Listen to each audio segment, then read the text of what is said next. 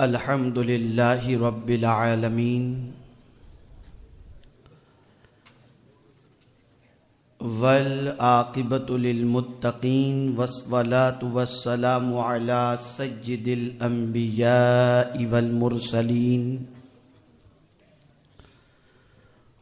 وعلی آلہ واصحابہ الطیبین الطاہرین اما بعد فاعوذ باللہ من الشیطان الرجیم بسم اللہ الرحمن الرحیم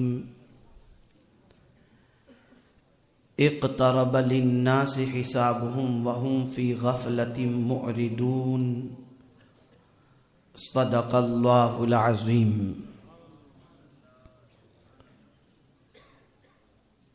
قابل قدر فخر گجرات حضرت علامہ یونس مصباحی صاحب قبلہ مدد ظلہ العالی منبر رسول پر جلوہ گر، علماء ذوی الاحترام و حاضرین سنی اجتماع، السلام علیکم ورحمۃ اللہ وبرکاتہ۔ میرے پیارے آقا صلی اللہ تعالی علیہ وسلم کے پیارے دیوانوں، جس آیہ کریمہ کی تلاوت کا میں نے شرف حاصل کیا، اس سے متعلق کچھ معروضات پیش کرنے سے پہلے بارگاہ رسالت مآب صلی اللہ تعالی علیہ وسلم میں جس طریقے سے میں پڑھاؤں اسی طریقے سے بآواز بلند درود و سلام کا نذرانِ عقیدت پیش کریں۔ الصلاۃ والسلام علیک یا رسول اللہ، الصلاۃ والسلام علیک یا حبیب اللہ، الصلاۃ والسلام علیک یا نبی اللہ، الصلاۃ والسلام علیک یا نور اللہ، وعلی آلک واصحابک یا حبیب اللہ، صلی اللہ تعالی علیہ وسلم۔ سنی دعوت اسلامی کا منعقدہ 70واں سالانہ سنی اجتماع، جو اس وقت پریسٹن کی سرزمین پر جاری و ساری ہے، اور علماء کرام کی ایک جماعت اس وقت منبر رسول پر جلوہ گر ہے۔ بہت سارے خطابات آپ نے سنے، اور زندگی نے وفا کی تو انشاءاللہ آئندہ بھی سنتے رہیں گے۔ یقیناً 17 سال پہلے جو ایک امید کی کرن لے کر اس سرزمین پر سنی دعوت اسلامی کی بنیاد رکھی گئی تھی، آج یہ دیکھ کر بڑی مسرت ہو رہی ہے کہ وہ نوجوان کل تک جن کو اپنے چہرے کو داڑھی سے سجانے میں شرم محسوس ہوتی تھی، آج ایسے بہت سارے نوجوان ہیں جنہوں نے صرف داڑھی ہی نہیں اپنے سر کو مصطفیٰ پیارے کی سنت سے سجائے ہوئے ہیں۔ اس سرزمین پر سنی دعوت اسلامی کی آمد بہت بعد میں ہوئی، لیکن اس سے پہلے جتنے بھی آج نوجوانوں کے والدین یہاں پر بحیثیت سنی موجود ہیں، ان کو سنیت پر قائم رکھنے کے لیے ان علماء کے احسانات کو ہم نہیں بھول سکتے جنہوں نے چولہے جلا جلا کر کے روٹیاں سیک کر فقر و فاقے برداشت کر کے یہاں پر سنیت کے ماحول کو زندہ رکھنے کی کوشش کی۔ ان علماء میں جو علماء اس دنیا سے رخصت کر گئے ہیں، اللہ ان کی قبر پر انوار و تجلیات کی بارش فرمائے، اور جو علماء بقید حیات ہیں اللہ رب العزت ان کو درازگی عمر بالخیر نصیب فرمائے۔ بہت سارے علماء ہیں، لیکن ان علماء میں ہمارے بزرگوں کی حیثیت سے حضور مفکر اسلام اور حضرت علامہ حنیف صاحب، یہ آج جو اسلاف کی ایک یادگار کے طور پر بطور نمونہ اور مشفق کے اس سرزمین پر آج بھی مسلک اعلیٰ حضرت کی ترجمانی کرتے ہوئے نظر آ رہے ہیں۔ پریسٹن کی سرزمین پر فقر گجرات کی کارکردگی سے آپ واقف ہیں۔ اس طریقے سے مختلف ٹاؤن کے اندر علماء اپنے اپنے اعتبار سے خدمات کو انجام دے رہے ہیں۔ یقیناً ان کی محنتوں کاوشوں کا نتیجہ ہے کہ آج مسجد کے مصلی محفوظ ہیں، اور ان کی اقتداء میں نماز ادا کر کے کم از کم سنی اپنی نماز کو درست کرتا ہوا نظر آ رہا ہے۔ میرے پیارے آقا صلی اللہ تعالی علیہ وسلم کے پیارے دیوانوں، کسی قوم کی تباہی اور کسی قوم کی بربادی اس وقت اس کا مقدر بن جاتی ہے جب اس قوم کے اندر سے احتساب کا جذبہ ختم ہو جائے۔ آپ میں سے بہت سارے ایسے ہیں جو بزنس مین ہیں، بہت سارے ایسے ہیں جو ملازمت کرتے ہیں، لیکن آپ کو معلوم ہوگا کہ آدمی اپنی انکم کے مطابق خرچ کرتا ہے، اور انکم 100 کی ہو اور وہ 50 خرچ کرے تو اس کی زندگی آرام سے گزر سکتی ہے، لیکن جس کی انکم 50 کی ہو اور وہ 100 خرچ کرنے کی کوشش کرتا ہے تو نہ اس کی دنیا سکون سے گزر سکتی ہے، نہ اس کا مستقبل تابناک ہو سکتا ہے۔ دنیا میں وہی بزنس مین کامیاب ہوتا ہے جو حساب رکھتا ہے۔ جس کے پاس حساب نہ ہو وہ انسان کامیاب نہیں ہو سکتا۔ میرے پیارے آقا صلی اللہ تعالی علیہ وسلم کے پیارے دیوانوں، آج اس اجتماع میں اس چیز کو سمجھنے کی ہمیں کوشش کرنی ہے کہ کیا ہم نے اپنی زندگی کا بھی حساب رکھا ہے؟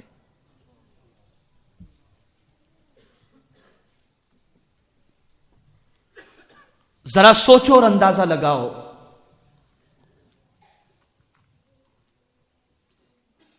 دنیا کے ہر کاروبار کے پیچھے ڈپارٹمنٹ ہوتے ہیں جو حساب چیک کرتے ہیں۔ آپ اگر آج بینک سے 10,000 پاؤنڈ نکالیں گے تو فوراً پولیس آپ کے پیچھے ہوگی، آپ سے حساب مانگے گی یہ 10,000 پاؤنڈ آئے کہاں سے،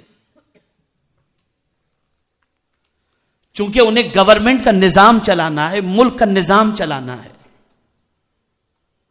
تو محتسب مقرر کیا جاتا ہے تاکہ کنٹری کا ماحول صحیح طور پر چلے۔ اے رسول اعظم صلی اللہ علیہ وسلم کے دیوانوں، اللہ نے ہمیں زندگی عطا فرمائی اور فرمایا اقترب للناس حسابهم وهم فی غفلۃ معرضون۔ آپ ذرا سوچو اور اندازہ لگاؤ، لوگوں کے لیے ان کے حساب کا وقت قریب آ گیا، وہ غفلت میں منہ پھیرے ہوئے ہیں۔ میرے پیارے آقا صلی اللہ تعالی علیہ وسلم کے پیارے دیوانوں، جس خالق کائنات نے زندگی عطا فرمائی،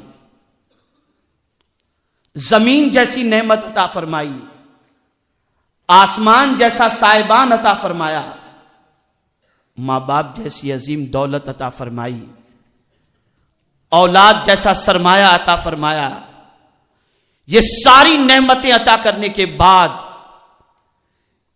کیا وہ میرا پروردگار بندوں سے حساب نہیں لے گا؟ حساب کا دن مقرر ہے، حساب کا وقت مقرر ہے،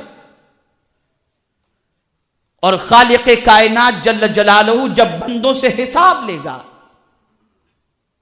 تو بندوں کو اپنی زندگی کا حساب، بلکہ ایک ایک نفس کا، ایک ایک سانس کا حساب خالق ارض و سما کی بارگاہ میں اسے دینا پڑے گا۔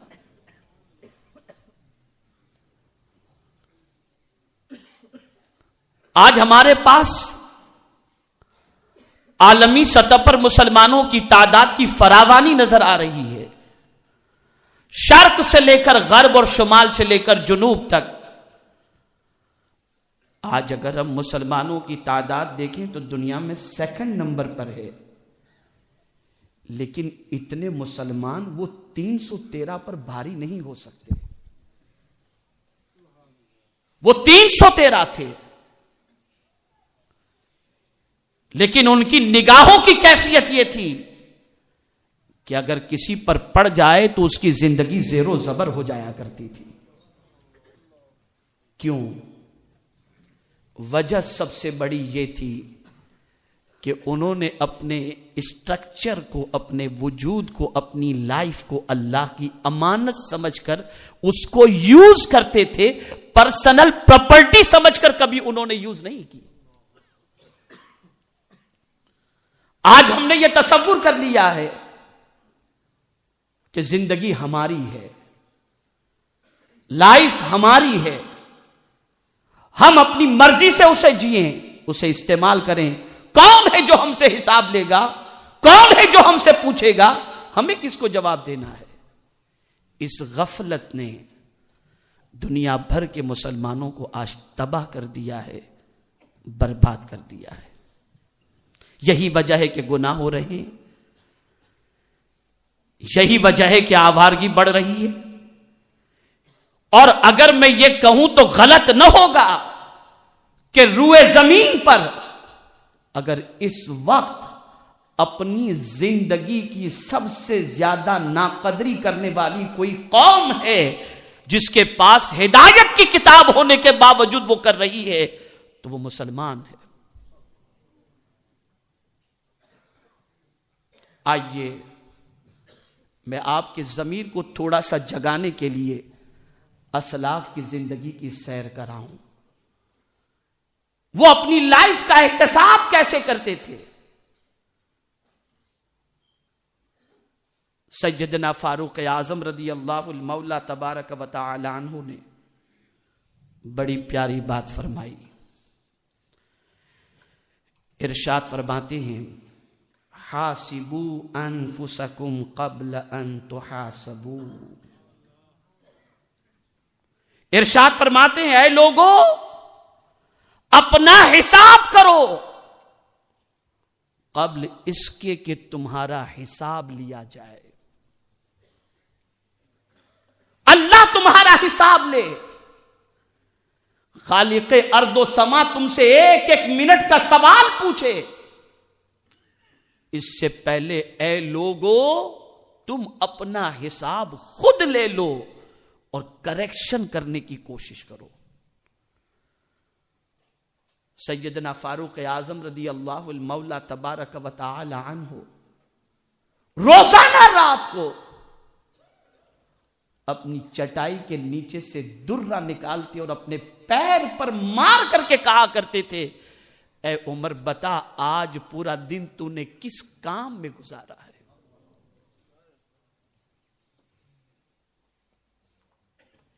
آج ہماری قوم کی سچویشن کیا ہے؟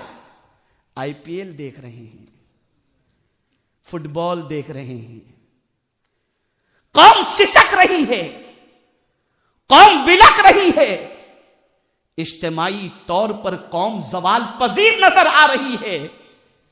جس قوم کی سچویشن یہ ہو کہ اجتماعی طور پر قوم تباہی اور بربادی کے دہانے پر ہو، اس قوم کو کھیل کیسے اچھا لگتا ہے.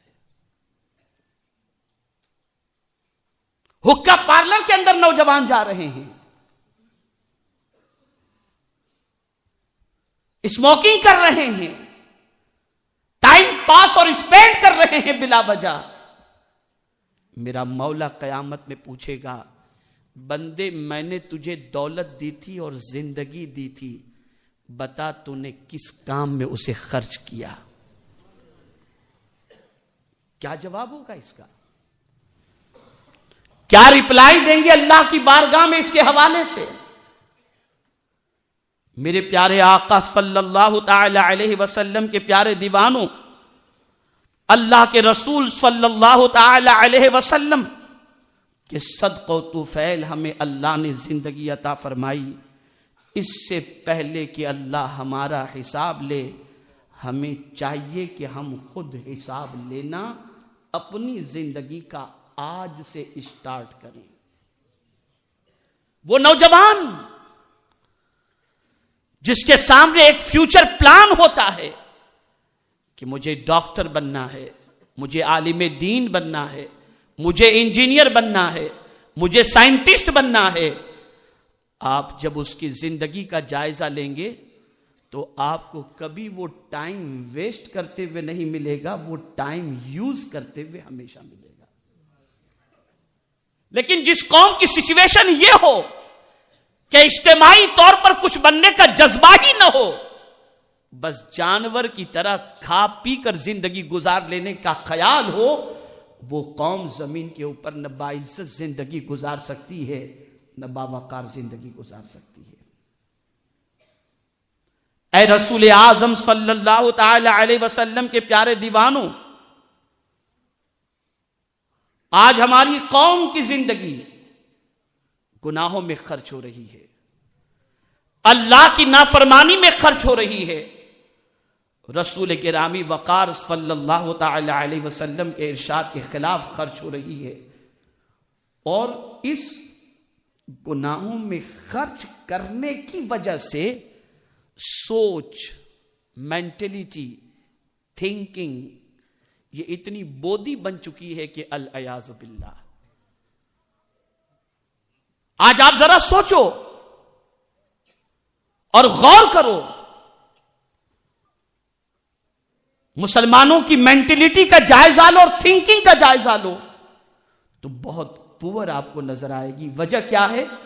تو میرے پیارے آقا صلی اللہ علیہ وسلم نے ارشاد فرمایا, جب کوئی شخص معصیت کا ارتکاب کرتا ہے تو عقل اس سے جدا ہوتی ہے, پھر اس کے پاس نہیں آتی.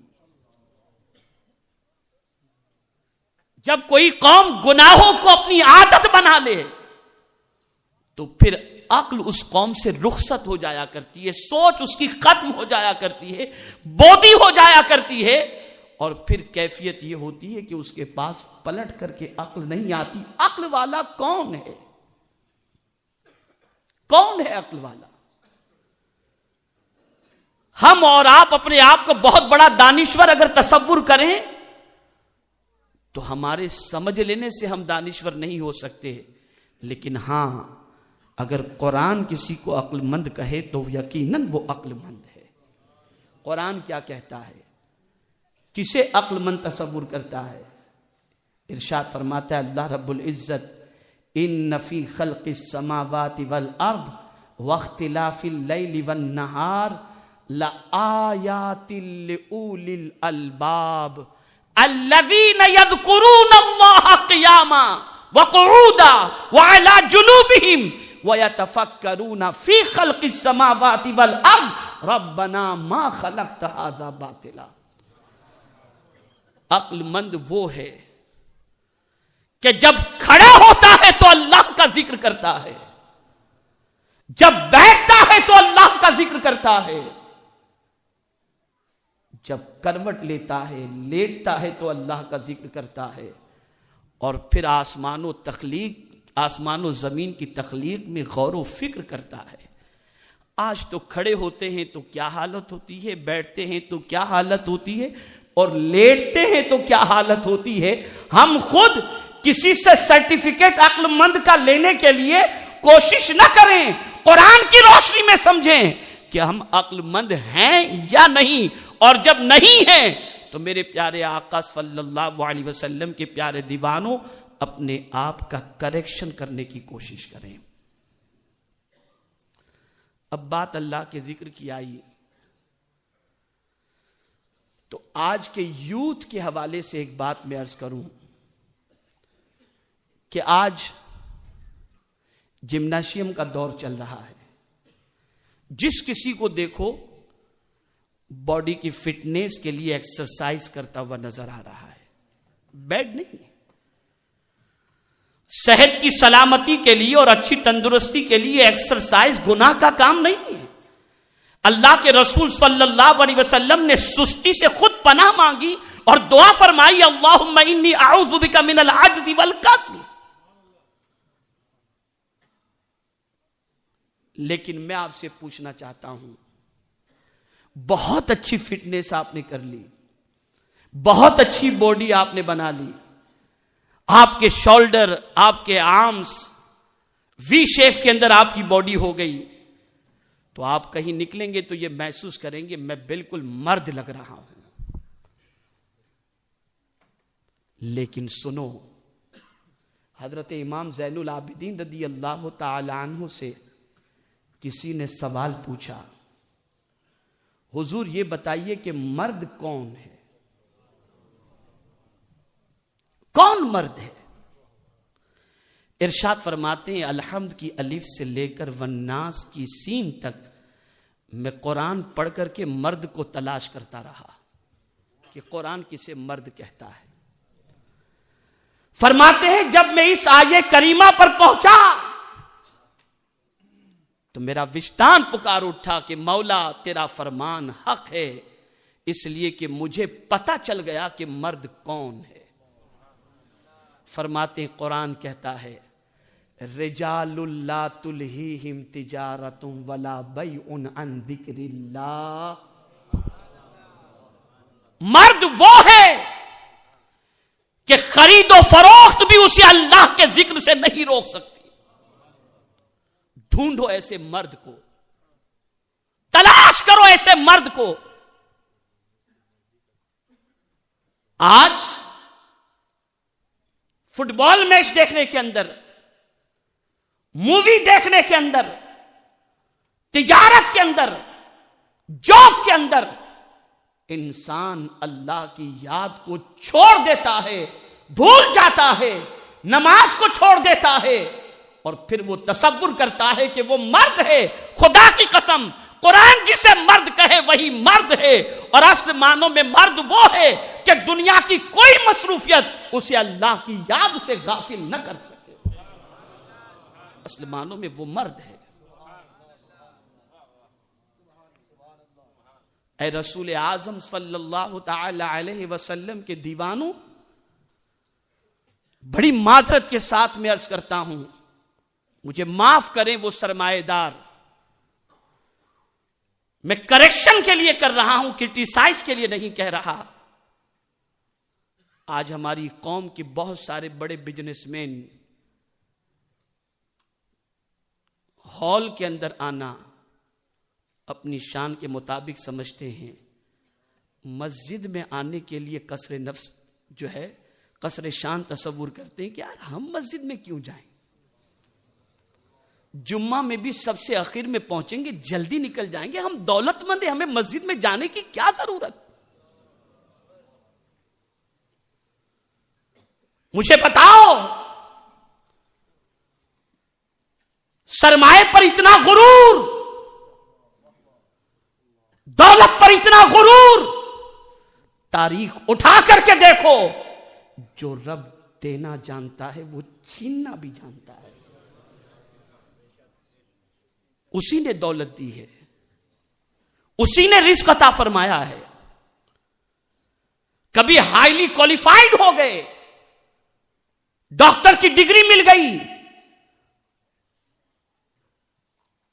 لائر کی ڈگری مل گئی، تو جمعہ میں تو مسجد میں نظر آئیں گے، باقی دنوں کے اندر مسجد میں نماز پڑھنا قصر شان تصور کرتے ہیں. خدا کی قسم رسول اعظم صلی اللہ علیہ وسلم سے بڑھ کر اللہ رب العزت نے کسی انسان کو اتنا علم نہیں عطا فرمایا جتنا حضور کے پاس علم تھا. مصطفیٰ سے بڑا انسانوں میں کوئی عالم نہیں.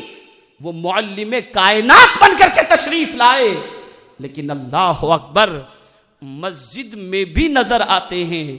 اور پروردگار جل جلالہ کے پیارے حبیب صلی اللہ علیہ وسلم پوری دنیا کو اسلام کی طرف دعوت دیتے ہوئے بھی نظر آتے ہیں. دولت کتنی ہے آپ کے پاس؟ 1 کروڑ 2 کروڑ 1 بلین 2 بلین کتنی ہے آپ کے پاس؟ جس رسول کی شان اتنی عرف و اعلیٰ ہو کہ اعلیٰ حضرت عظیم البرکت امام عشق و محبت پکار اٹھتے، میں تو مالک ہی کہوں گا کہ ہو مالک کے حبیب، یعنی محبوب و محب میں نہیں میرا تیرا. اللہ رب العزت نے رسول اعظم صلی اللہ تعالی علیہ وسلم کو اپنے خزانے کا مالک بنا دیا. اتنے بڑے ہو کر کے بھی مصطفیٰ پیارے صلی اللہ علیہ وسلم مسجد میں نظر آ رہے ہیں. سوچ بدلو.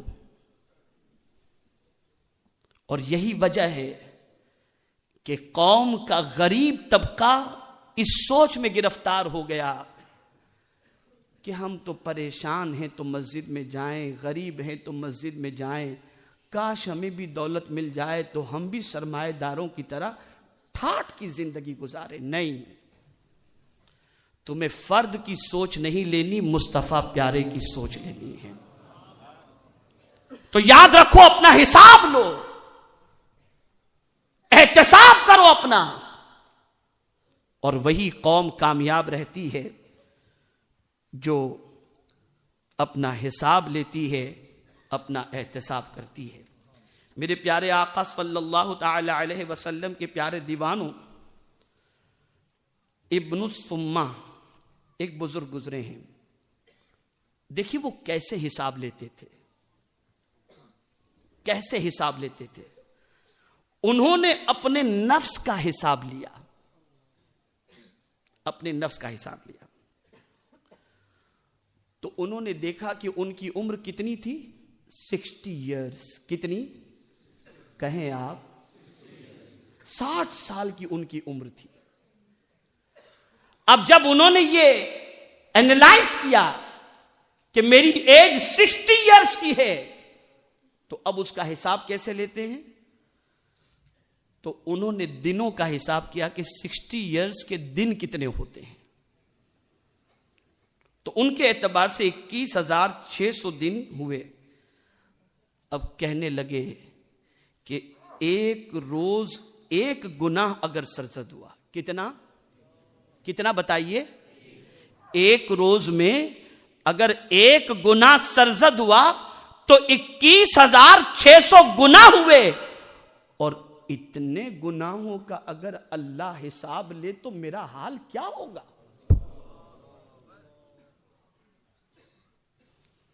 کیسے میں بچ پاؤں گا؟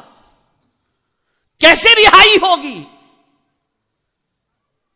اے رسول اعظم صلی اللہ علیہ وسلم کے پیارے دیوانوں، پھر آگے فرماتے ہیں جبکہ اس مدت میں ایسا دن بھی شامل ہے جس میں 1000 گناہ سرزد ہوئے ہوں گے. پس خوف سے ایک نعرہ مارا اور گر پڑے. جب ان کو دیکھا گیا تو وہ اس دنیا سے کچھ کر چکے تھے.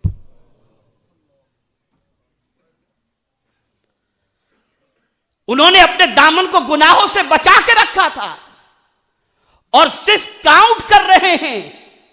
تو ایک دن کے بارے میں ایک گناہ کے حوالے سے صرف سوچ رہے ہیں تو اس تصور سے لرز گئے اور ایک نعرہ مارا اور جسم سے روح پرواز کر گئی. مسلمانوں، ہم اپنے اعمال کا اگر حساب کریں تو جن کے ان کے جتنے 60 سال کے اندر ان کے گناہ کا وہ تصور کر رہے تھے، ہم تو ایک ہی دن کے اندر اپنے دامن کو اتنا گناہوں سے پر محسوس کریں گے.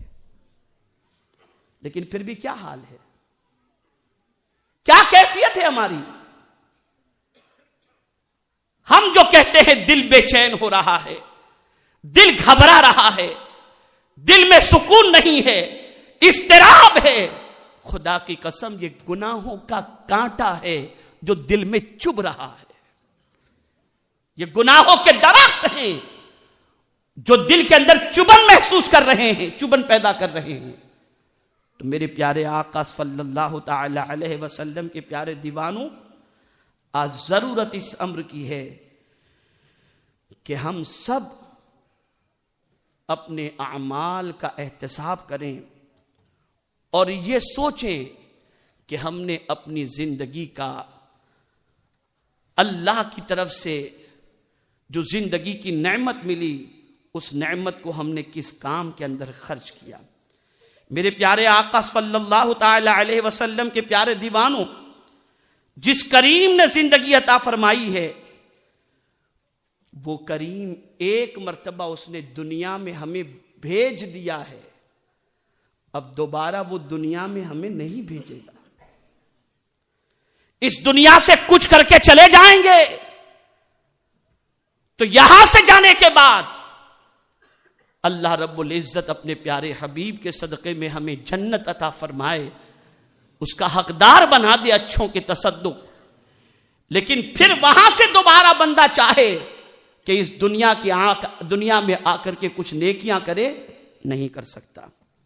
اب آپ جانتے ہیں وہ لوگ جنہوں نے کفر کیا, وہ لوگ جنہوں نے ٹائم ویسٹ کیا, وہ لوگ جنہوں نے گناہوں میں زندگی گزاری, کل جب پروردگار جل جلالہ ان سے حساب لے گا اور جب وہ آخرت کے مناظر کو اپنی نگاہوں کے سامنے دیکھ رہے ہوں گے تو عرض کریں گے ربنا ابصرنا وسمعنا فرجعنا نعمل صالحا انا موقنون.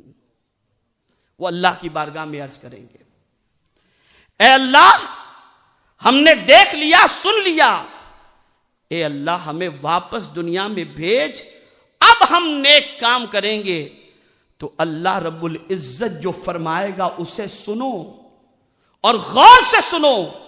اللہ ارشاد فرمائے گا فذوقوا بما نسیتم لقاء یومکم ھذا وذوقوا عذاب الخلد بما کنتم تعملون.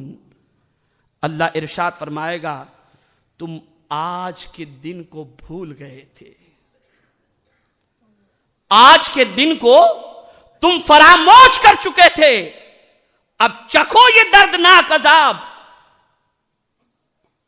اب تم سے بات 1000 سال کے بعد ہم کریں گے. میرے پیارے آقا صلی اللہ علیہ وسلم کے پیارے دیوانوں, رب کی بارگاہ میں وہ التجا کریں گے قیامت کے منظر کو اور حساب کی کیفیات کو دیکھ کر کہ مولا ہمیں دوبارہ تو دنیا میں بھیج تاکہ ہم دنیا میں جا کر کے نیک کام کریں. اللہ ارشاد فرمائے گا آج کے دن کو تم بھول چکے تھے, تمہیں نہیں معلوم تھا کہ ہم تم سے حساب لیں گے, پل پل کا تم سے حساب لیا جائے گا, تم اس چیز کو فراموش کر چکے تھے, لہذا عذاب چکھو. اور پھر پروردگار جل جلالہ ان سے 1000 سال کے بعد کلام کرنے کے حوالے سے فرمائے گا. تو پھر وہ کیا کہیں گے؟ قرآن کہتا ہے وہ اللہ کی بارگاہ میں عرض کریں گے ربنا اخرنا الی اجل قریب نجیب دعوتک ونتبع الرسل. اے پروردگار ہمیں نکال دے, ہم دنیا میں جائیں گے تو تیرے رسولوں کی دعوت کو قبول کریں گے اور ان کی اتباع کریں گے.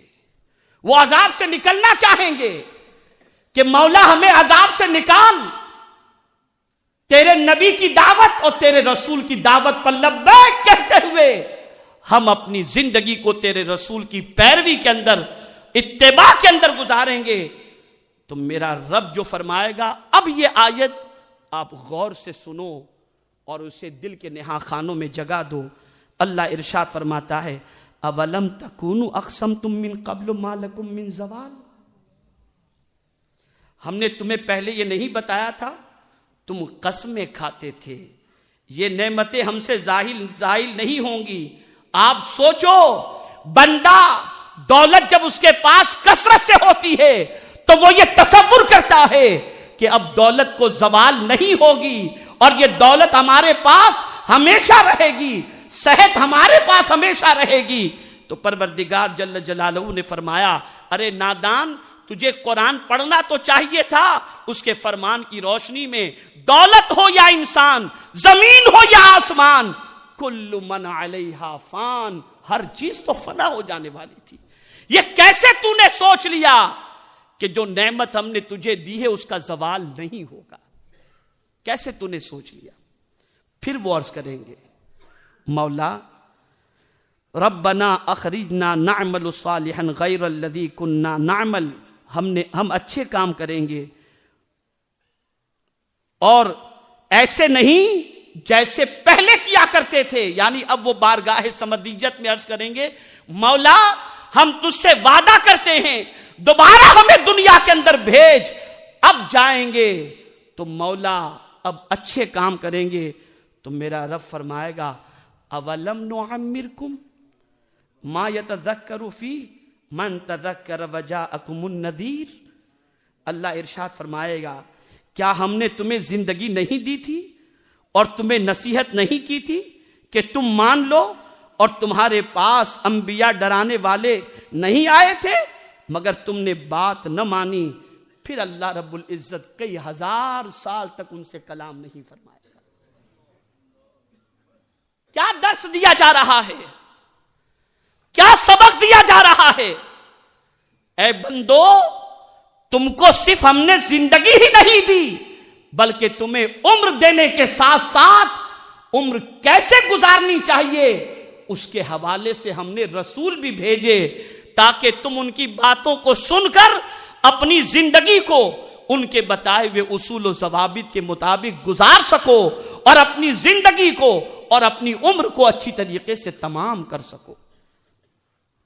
میرے پیارے آقا صلی اللہ تعالی علیہ وسلم کے پیارے دیوانوں، آپ ذرا سوچیں، وہ لوگ جو اپنی زندگی کی قدر نہیں کرتے اور اپنی زندگی کو ایسے ہی منمانی گزار دیتے ہیں، ان لوگوں کا انجام کل بروز قیامت کتنا سخت ترین ہوگا۔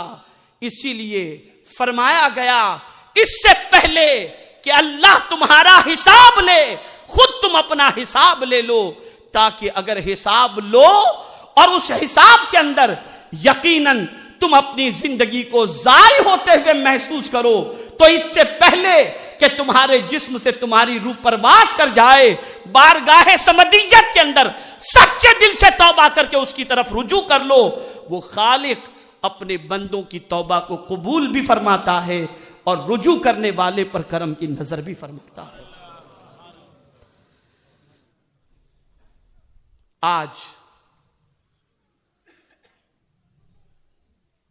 انسان دوستوں کا خیال کرتا ہے،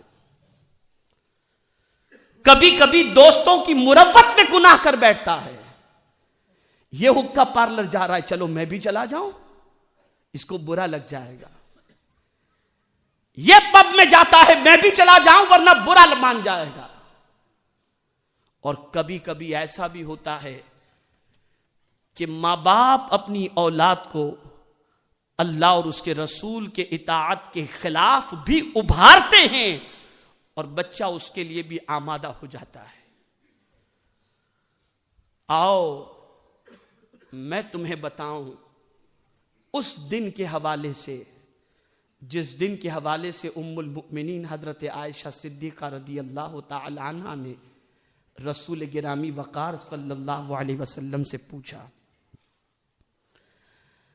عرض کرتی ہیں، یا رسول اللہ صلی اللہ تعالی علیہ وسلم، کیا قیامت کے دن ایسا بھی کوئی لمحہ آئے گا کہ جس میں کوئی کسی کی فکر نہیں کرے گا؟ قیامت میں کیا ایسا بھی کوئی لمحہ آئے گا جس میں کسی کو کسی کا خیال نہیں ہوگا؟ نہ باپ کو بیٹے کا، نہ بیٹے کو باپ کا، نہ رشتہ دار کو رشتہ دار کا، نہ بیوی کو شوہر کا، کسی کو کسی کا خیال نہ ہوگا. کیا یا رسول اللہ صلی اللہ تعالی علیہ وسلم قیامت میں ایسا موقع آئے گا؟ آقا کریم صلی اللہ علیہ وسلم نے فرمایا ہاں عائشہ، قیامت کے 3 مقامات ایسے ہیں، ان مقامات پر انسان کو صرف اپنی فکر ہوگی اور اس کے علاوہ کسی کے بارے میں وہ سوچے گا ہی نہیں.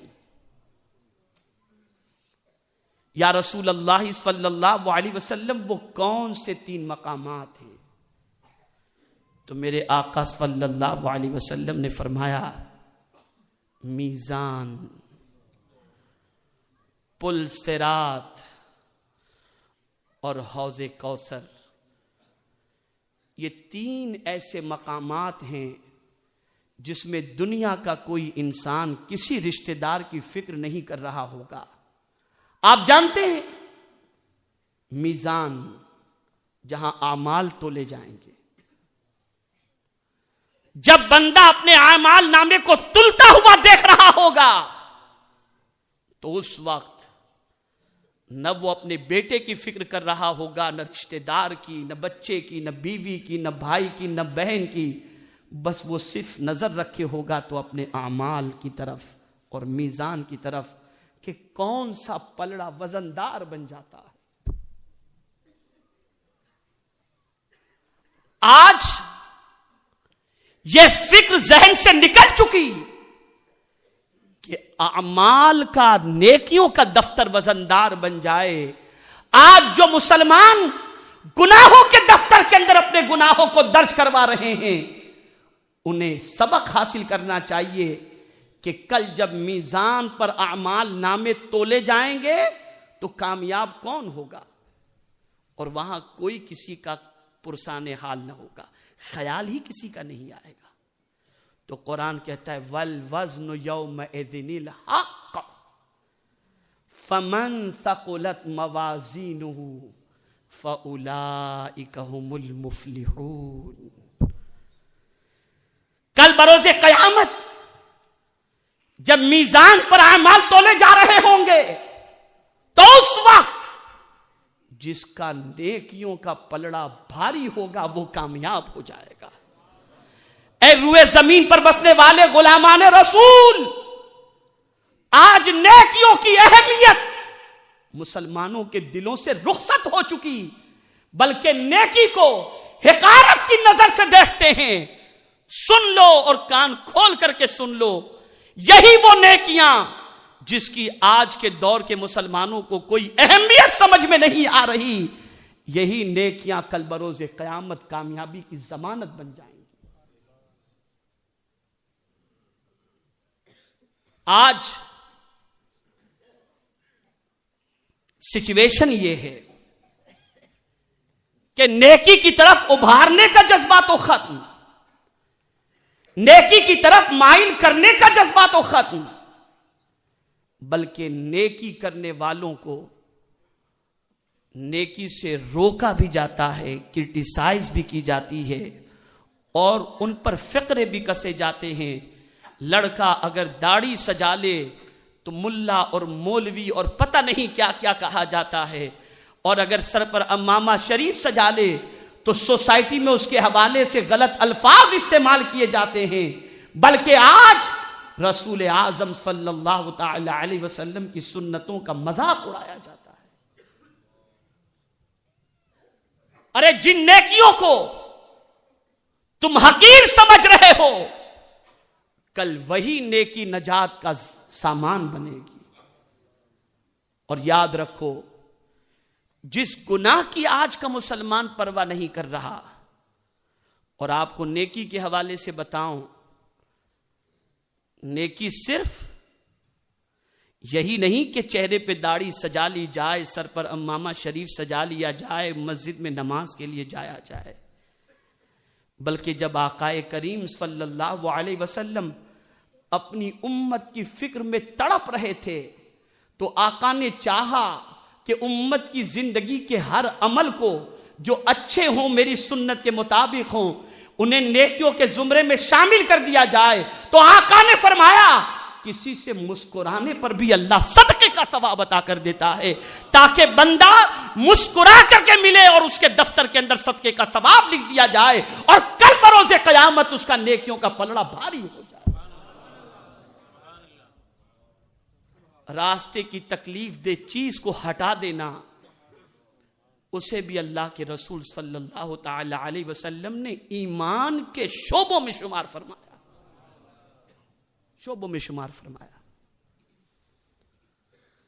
ایک صحابی کو رسول اعظم صلی اللہ علیہ وسلم نے ان کے وصال کے بعد،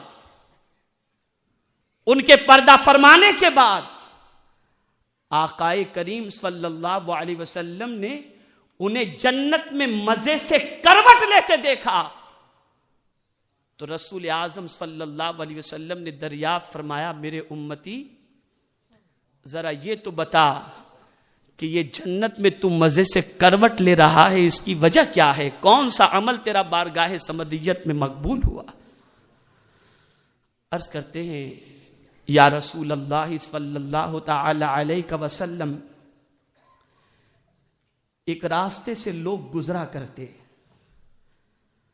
اور اس راستے میں کانٹے دار درخت تھا. جب لوگ وہاں سے گزرتے تو کانٹے دار درخت سے ان کا دامن الجھ جایا کرتا تھا اور لوگوں کو کانٹے چبھا کرتے تھے. تو سرکار میں نے اس کانٹے دار درخت کو کاٹ دیا تاکہ نکلنے والے آرام سے نکلیں اور انہیں کوئی تکلیف نہ ہو. میرے کریم کو بس میری یہی ادا پسند آ گئی اور اس نے جنت عطا فرما دی. ارے کانٹے دار درخت کو ہٹانے سے جنت مل گئی، اور آج مسلمانوں کی راہوں میں کانٹے بچھائے جا رہے ہیں. اور سن لو، اچھی طریقے سے سن لو،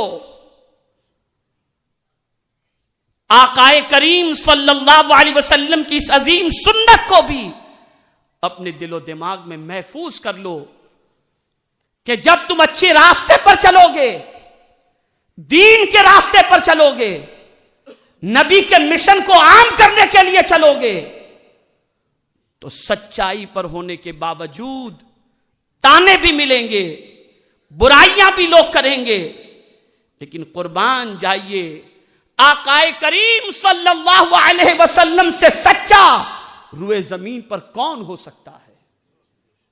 لیکن جانتے ہیں آپ،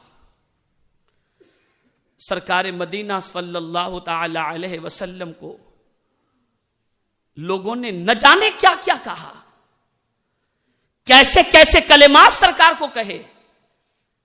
تو پروردگار جو اپنے محبوب کی کسی تکلیف کو گوارا نہیں کر سکتا، نہیں گوارا کرتا، اس نے اپنے محبوب سے فرمایا وَلَقَدْ نَعْلَمُ أَنَّكَ يَضِيقُ صَدْرُكَ بِمَا يَقُولُونَ. ہم ضرور جانتے ہیں وہ لوگ جو تمہیں اور تمہارے قلب کو جو اذیت پہنچاتے ہیں اور جو کچھ وہ کہتے ہیں، اللہ فرماتا ہے میرے محبوب ان سے، ان کے قول سے جو تمہارا سینہ چھلنی ہوتا ہے اور اذیت پہنچتی ہے، میرے محبوب تمہارا رب اس سے باخبر ہے. لیکن آؤ میرے محبوب میں تمہیں بتا دوں کہ ان کی باتوں کی طرف توجہ دینے کی بجائے فَسَبِّحْ بِحَمْدِ رَبِّكَ وَكُن مِّنَ السَّاجِدِينَ، تمہارے رب کی تسبیح کرو، حمد بجا لاؤ اور سجدوں میں چلے جاؤ، اس لیے کہ جو دل کو تکلیف پہنچی ہے اس دل کی راحت کا نام رسول پروردگار کی تسبیح ہے اور اللہ کی بارگاہ میں جبین نیاز کو جھکانا ہے. اور خبردار یہ یاد رکھو، ایک مسلمان کا مقام، ایک مسلمان کی عزت، ایک مسلمان کی آبرو اللہ کے نزدیک کتنی بلند و بالا ہے کہ کعبے سے خطاب کیا جا رہا ہے اور خطاب کرنے والے رسول اعظم ہیں. ارشاد فرماتے ہیں اے کعبہ تو بہت عظمت والا ہے، تیرا لوگ طواف کرتے ہیں، تیرے دیدار سے اپنے نامہ اعمال کو ثواب سے بھر دیتے ہیں۔ اے کعبہ تیری طرف رخ کر کے لوگ جبین نیاز کو جھکاتے ہیں، تو بہت عزت والا ہے۔ آقا کریم فرماتے ہیں لیکن اے کعبہ، حضور کعبے سے خطاب فرما رہے ہیں، اے کعبہ اللہ کے نزدیک ایک مومن کی عزت تجھ سے بھی بڑھ کر کے ہے، تجھ سے بھی بڑھ کر کے ہے۔ اور پھر رسول اعظم صلی اللہ علیہ وسلم نے فرمایا من اذى المسلم فقد اذانی ومن اذانی فقد اذى اللہ ومن اذى اللہ کان يدخلہ النار۔ آج ہماری سچویشن بدل چکی ہے، وہ کیفیت، وہ سوچ، وہ انداز زندگی جو رسول اعظم صلی اللہ تعالی علیہ وسلم نے ہمیں عطا فرمایا تھا، آج بالکل نظروں سے اوجھل کر کے ہم اس زندگی کی طرف قدم بڑھا چکے ہیں جس راستے پر چلنے کے بعد نہ دنیاوی کامیابی مل سکتی ہے نہ آخرت کی کامیابی مل سکتی ہے۔ میرے پیارے آقا صلی اللہ تعالی علیہ وسلم کے پیارے دیوانوں، یہاں نہ گناہ کا رجسٹر نظر آتا ہے نہ نیکیوں کا رجسٹر نظر آتا ہے، لیکن یاد رکھو اللہ رب العزت نے نوشتہ اعمال کو مقرر فرما دیا ہے کہ کرامن کاتبین ہمارے اعمال نامے میں نیکیاں یا گناہ درج کرتے ہیں۔ اب قیامت میں کیا ہوگا؟ قیامت میں کیا ہوگا؟ بندہ چپ ہوگا، وہ کچھ نہ بولے گا، نو ایکسکیوز، زبان پر مہر لگ جائے گی، ہونٹ سی دیے جائیں گے، اعمال نامہ بھی بولے گا اور اعضا بھی بولیں گے۔ اللہ فرماتا ہے ھذا کتابنا ینطق علیکم بالحق، تیرے گلے میں جو نوشتہ اعمال موجود ہے آج یہ سب کچھ سچ سچ بتا دے گا جو کچھ تو دنیا میں کیا کرتا تھا۔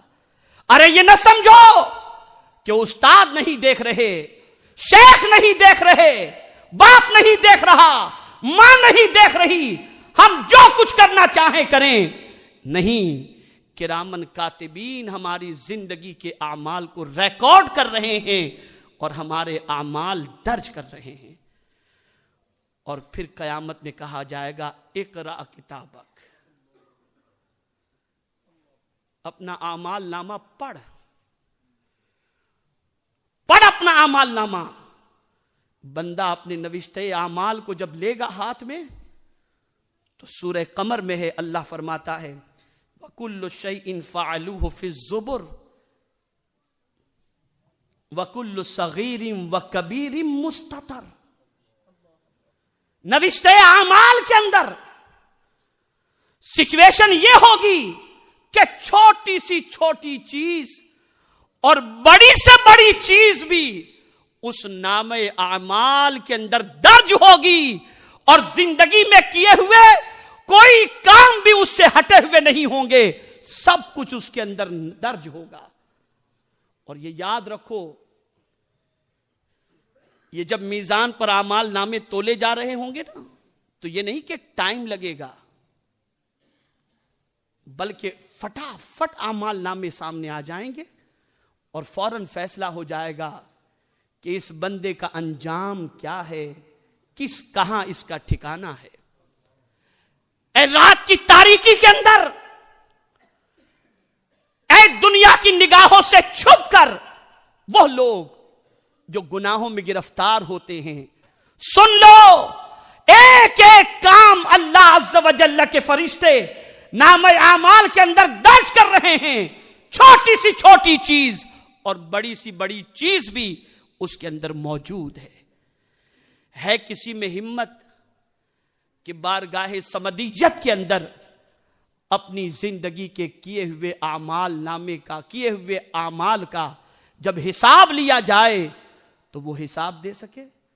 نہیں۔ آج اس کریم نے ہمیں زندگی عطا فرمائی ہے، موقع عطا فرمایا ہے، توفیق عطا فرمائی ہے کہ ہم سنی دعوت اسلامی کے ہفتہ واری سنی اجتماع میں اس وقت یہاں پر حاضر ہیں۔ اس موقع کا فائدہ اٹھا کر آج سچے دل سے اپنے کریم کی بارگاہ میں ماضی میں کیے ہوئے سارے گناہوں سے توبہ کر لیں اور آئندہ گناہ نہ کرنے کا عہد کریں، ورنہ یاد رکھو وہ اگر حساب لے تو کسی میں طاقت نہیں کہ حساب دے سکے۔ اور یاد رکھو جتنا بندہ اللہ رب العزت اور اس کے پیارے حبیب صلی اللہ تعالی علیہ وسلم کی محبت میں زیادہ گرفتار ہوگا، اتنا ہی بندہ اپنے رجسٹر کو روزانہ چیک کرنے والا ہوگا اور حساب لینے والا ہوگا۔ یہی وجہ ہے کہ بریلی کے تاجدار جن کی زندگی کا لمحہ لمحہ اللہ کے دین کی سربلندی اور ناموس رسالت کے تحفظ کے اندر گزرا، آپ جانتے ہیں احتساب کی فکر کتنی تھی۔ ماہ رمضان المبارک میں سحری کے لیے جس بچے کو کھانا لانے کے لیے مقرر کیا گیا تھا، وہ کھانا لانے میں تھوڑی تاخیر کر دیتا ہے، یہاں تک کہ فجر کا وقت شروع ہو جاتا ہے اور اعلیٰ حضرت کچھ کھا نہیں پاتے۔ اعلیٰ حضرت عظیم البرکت امام عشق و محبت نے اس بچے کو ایک تماچا رسید کیا۔ بچہ صبر کیا، چلا گیا، لیکن افطار کے وقت جب وہ کھانا لے کر کے آیا تو وقت کا امام، وقت کا مجدد اس بچے کے سامنے دو زانو بیٹھ کر کے ہاتھ جوڑ کر کے عرض کرتے ہیں، میں نے جو کچھ صبح کیا تھا مجھے تم معاف کر دے۔ وہ بچہ امام عشق و محبت کے ہاتھوں کو پکڑ لیتا، حضور ایسا نہ کریں آپ۔ ارشاد فرماتے غلطی تمہاری نہیں تھی، گھر سے کھانا ہی تمہیں دیر سے دیا گیا تھا، بیٹے مجھے معاف کر دو، اس لیے کہ قیامت میں اگر تو نے اس کا حساب لے لیا اور مجھ سے پوچھ لیا تو میں کیا جواب دوں گا۔ یہاں تک کہ بریلی کے تاجدار نے اس کے ہاتھوں کو اپنے ہاتھ میں لے کر اپنے اوپر مارنا شروع کیا اور موجود چھوٹی سی پیٹی میں سے بے شمار رقم نکال کر اس کی گود میں رکھ دی۔ جب وہ مسکرانے لگا اور کہا حضور میں نے معاف کیا، حضور یقیناً میں نے معاف کیا، دل سے معاف کیا، تو بریلی کے تاجدار نے اللہ کا شکر ادا فرمایا۔ اسی لیے اعلیٰ حضرت کہتے ہیں، خود ہی کہتے ہیں، کریم اپنے کرم کا صدقہ لئی میں بے قدر کو نہ شرما، تو اور رضا سے حساب لینا، رضا بھی کوئی حساب میں ہے۔ آپ اندازہ لگائیں، اے رسول گرامی وقار صلی اللہ تعالی علیہ وسلم کے دیوانوں، آج ضرورت اس امر کی ہے کہ بس یہ جملہ ذہن میں محفوظ کر لو کہ اس سے پہلے کہ اللہ ہماری زندگی کا حساب لے، ہم خود اپنا حساب لینا شروع کریں۔ پل پل کا حساب لو، لمحے لمحے کا حساب لو، اور پھر جب حساب لینے کی عادت بن جائے گی تو انشاءاللہ العظیم گناہ دیکھ کر کے شرمندگی ہوگی، توبہ کا خیال پیدا ہوگا، اور اس دنیا سے جانے سے پہلے بارگاہ سمدیت سے بخشش کا پروانہ میسر ہو جائے گا۔ اے رسول اعظم صلی اللہ علیہ وسلم کے دیوانوں، آج کے اس عظیم الشان سنی اجتماع کے اندر یہ عہد کر کے اٹھو، یہ نیت کر کے اٹھو کہ انشاءاللہ ہم اپنے دامن کو گناہوں سے آلودہ ہونے سے بچانے کی کوشش کریں گے۔ اور اس کریم کی کرم نوازی دیکھو کہ چھوٹے گناہوں سے بچنا تو مشکل ہے نا۔ آج کہاں آدمی چھوٹے گناہ سے بچ سکے گا؟ تو میرا مولا بھی اپنے بندے کی کمزوری سے آشنا ہے، تو فرمایا ان تجتنبوا کبائر ما تنہون عنہ نکفر عنکم سیئاتکم وندخلکم مدخلا کریما. بندے تو بڑے گناہوں سے بچ، ہم تیرے چھوٹے گناہوں کو معاف فرما دیں گے. تو آؤ اس اجتماع کے اندر ہم چھوٹے سے چھوٹے گناہ سے اور بڑے سے بڑے گناہ سے بچنے کی کوشش کا ارادہ کریں. خبردار خبردار، رب اگر حساب لے تو ہم میں کا کوئی حساب دینے کی طاقت نہیں رکھتا. ہمیں چاہیے کہ ہم نیکیاں کریں، دامن کو برائیوں سے بچائیں، اور سنو اللہ عز و جل کی بارگاہ کے اندر دعا کریں کہ اللہ حضور رحمت عالم نور مجسم صلی اللہ علیہ وسلم کے صدقہ و طفیل اپنے فضل و کرم سے جہنم سے بچا کر ہمیں جنت کا حقدار بنائے. میرے پیارے آقا صلی اللہ علیہ وسلم کے پیارے دیوانوں، بہت سارے ینگسٹرز موجود ہیں، ایجیڈ موجود ہیں، بچے موجود ہیں. میں سب سے کہوں گا کہ آؤ اس اجتماع کے اندر یہ عزم مصمم کرو کہ ہم رسول اعظم صلی اللہ علیہ وسلم کی تعلیمات کو لوگوں تک پہنچانے کی کوشش کریں گے. وقت قربان کریں گے، پیسے قربان کریں گے، ٹائم قربان کریں گے، اور مشن مصطفی صلی اللہ علیہ وسلم کو آگے بڑھانے کی جد و جہد کریں گے. اللہ مجھے آپ کو سب کو توفیق نصیب فرمائے. وما علینا الا البلاغ المبین. السلام علیکم.